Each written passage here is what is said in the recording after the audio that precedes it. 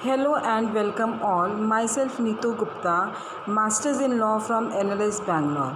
Today I am here to discuss with you some of the legal terms and phrases which will help you to crack your law entrance exam. First, audit. What do you mean by the term audit? I think so everybody has heard about audit. तो audit क्या है? जो accountant आपके financial records को examine करता है, that is audit. Now अगर employee ही आपके ऑडिट कर रहा है, ठीक है, एग्जामिन कर रहा है आपके अकाउंट्स को, he is known as the internal audit. And if some person outsider is examining your financial records, then it is an independent audit.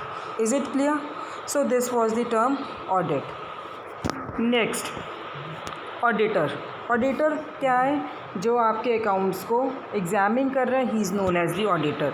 Authorities क्या है? अथॉरिटीज़ जनरली, अगर हम जनरल लैंग्वेज में बात करें, देन इट इज़ दैट कि जो हमारी अथॉरिटीज़ हैं, ठीक है, authorities in the sense police है कि आपने कोई क्राइम कमिट किया, मैंने आपको बोला I am going to call the authorities, आपने ऐसा क्यों किया है. स्कूल में है, बच्चे ने कोई शरारत की है, एक दूसरा स्टूडेंट कह रहा है कि I am going to call the teacher, वहाँ पे टीचर के पास अथॉरिटी है, that is authority. But in case if we talk about in law, then what do you mean by the term authority? Authority means कि जहाँ वो already cases decide हो चुके हैं, जज उसके डिसीजंस आ चुके हैं, उन्हें भी हम अथॉरिटीज़ बोल देते हैं. अथॉरिटी. नेक्स्ट, अथॉरिटी मींस जहाँ पे कि आपको के पास कोई पावर है, आपको कोई परमिशन मिली हुई है ये काम करने का, that is authority. Principal and agent है, तो एजेंट को प्रिंसिपल से अथॉरिटी मिलती है काम करने की, दैट इज़ अथॉरिटी. अब अथॉरिटी है, अपेरेंट अथॉरिटी भी हो सकती है, रियल अथॉरिटी भी आपकी हो सकती है, it may be express authority also, limited authority also. Is it clear?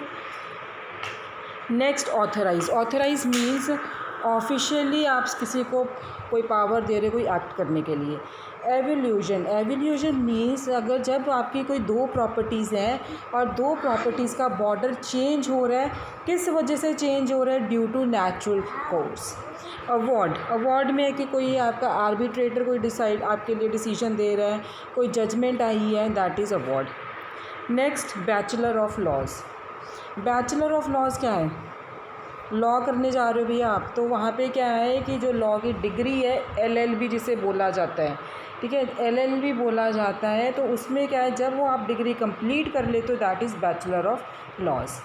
Next, अगर आप ये 3 years कर रहे हो after your graduation, then it is LLB, और अगर आफ्टर +2 कर रहे हो, दैट इज़ BALLB.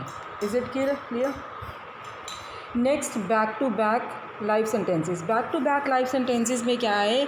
अगर जहाँ पे आप 2 क्राइम कमिट किया, आपने डिफेंडेंट ने 2 क्राइम किए हैं, चाहे दोनों मर्डर किया है, रेप किया है, तो उसकी कॉन्सिक्यूटिव पनिशमेंट्स आप जज आपको दे रहा है, ठीक है, कॉन्सिक्यूटिव लाइफ टर्म से दे रहा है जज आपको, तो that is back to back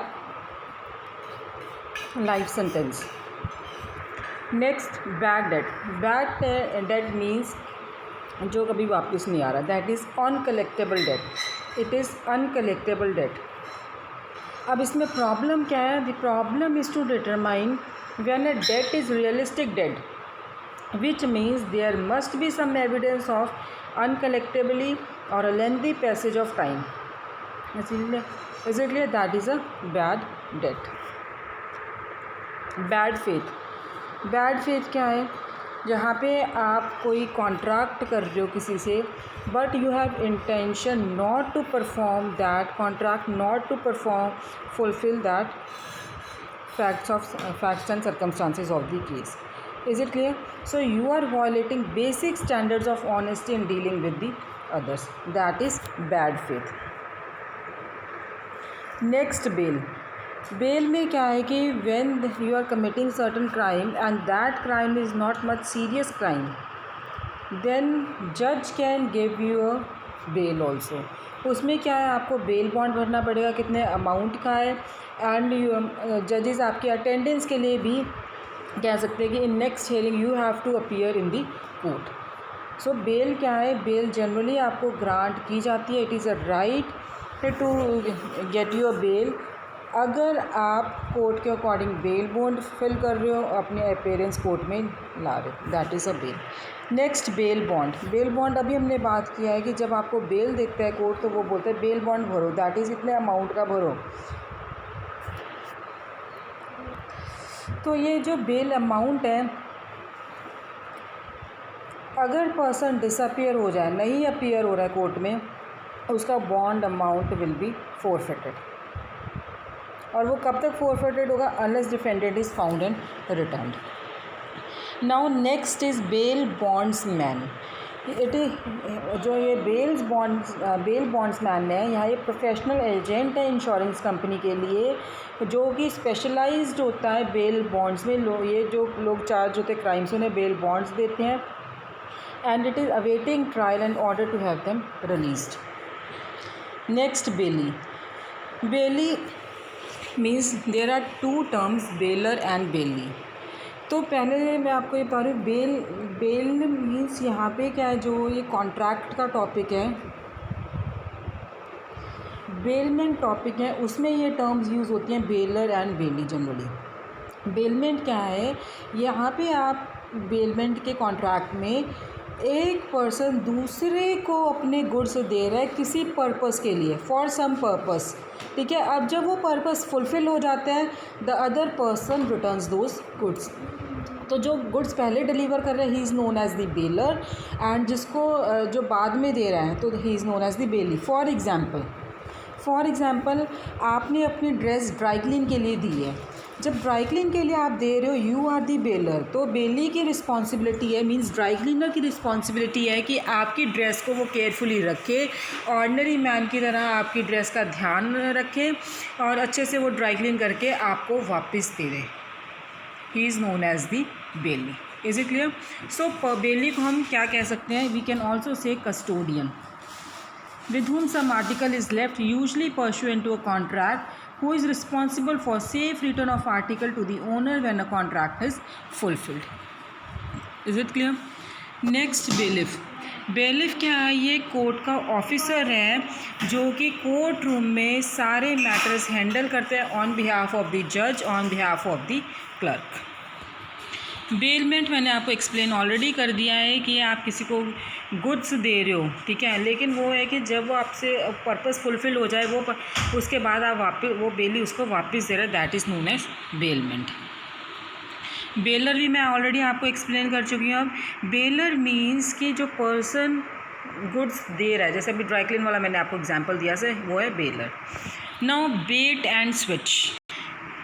it means जहाँ पे कोई बिज़नेस पर्पस के लिए अपनी एडवर्टाइजमेंट निकाल देता है किसी भी आइटम को, ये कस्टमर को बनाने के लिए, ठीक है, वहाँ पे क्या है, वो क्या देता है कि ये such and such prices of such and such thing is of such and such price.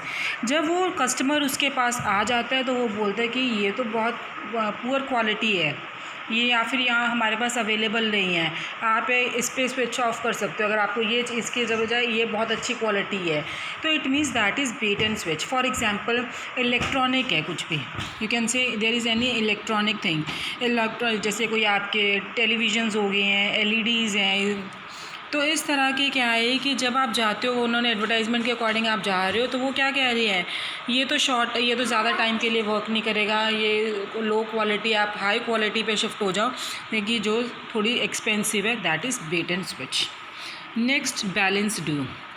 Balance due means कि जो आपने प्रिंसिपल मनी बोरो किया था प्रॉमिसरी नोट पे, तो उस पर आपने कुछ तो पे कर दिया है और कुछ अमाउंट अभी ड्यू है, that is balance due. Instalments में आप पे कर रहे हो। बैलेंस शीट,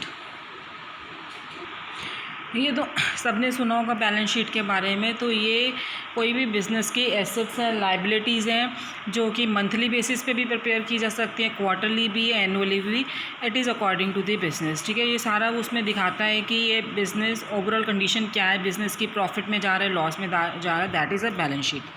बैंक, हाँ जी, कौन बताएगा बैंक क्या होता है? सो बैंक क्या है? ये एक चार्टर्ड इंस्टीट्यूशन है जो कि डिपॉजिट लेता है, लोन्स भी देता है, saving account services, everything you can do in a bank. Bankrupt. Bankruptcy means who fails to pay back the loan, जिसका दिवाला निकल जाए, insolvent, we can say insolvent debtors. So that is bankruptcy. Now next is bankrupt proceedings. इसमें bankrupt proceeding क्या, पहले petition file होती है कि पर्सन को डेटर को डिक्लेयर किया है कि ये bankrupt हो गया है, फिर उसकी जो रीऑर्गेनाइजेशन होती है उसे अलाउ किया जाता है. देन जो petition है, it is suppose to include a schedule of debts, assets and income potentially. A hearing called first meeting of creditors with notice to known creditors. ठीक है, ये यूजुअली क्या है, ये often brief and usually results in the जज assigning the matter to a professional trustee. Is it clear? That is bankrupt proceedings. Bar